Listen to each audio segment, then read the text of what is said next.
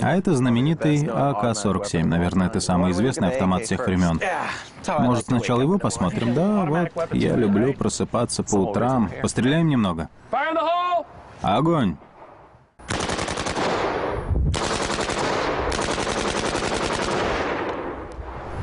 Все в порядке?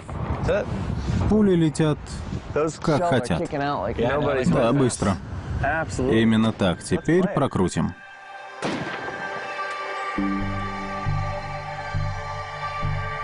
АК-47 стреляет с невероятной скоростью. 10 выстрелов в секунду. Это здорово. Видели, как затвор ходит? Великолепно. Так, смотрите, снова затвор. Ничего себе. Поразительно, сколько из него грязи вылетает.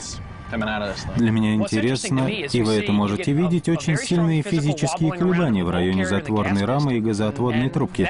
Это о многом говорит. Смотрите сюда, когда затвор доходит до упора, он колеблется и немного дергается, прежде чем начинается обратный ход в сторону патронника. Поэтому АК-47 не очень точен.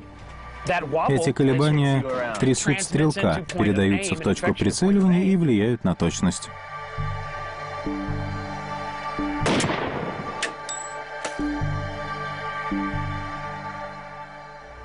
Ух ты. Теперь посмотрим, что происходит, когда пуля вылетает из ствола.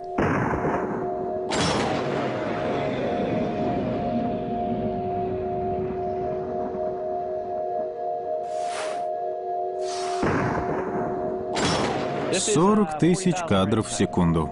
Вы в первый раз показываете мне то, что я всегда хотел увидеть. А вы видели вытесняемый воздух перед пулей? Классно. То есть воздушный столб должен вылететь, прежде чем вылетит пуля. Именно это мы и наблюдаем. Мы видим даже создаваемую пулей турбулентность.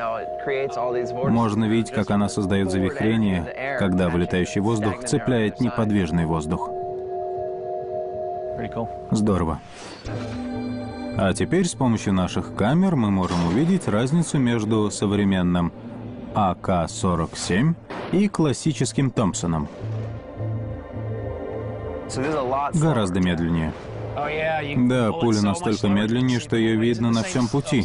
Снято с такой же скоростью. Да, с такой же класс, но пуля гораздо медленней.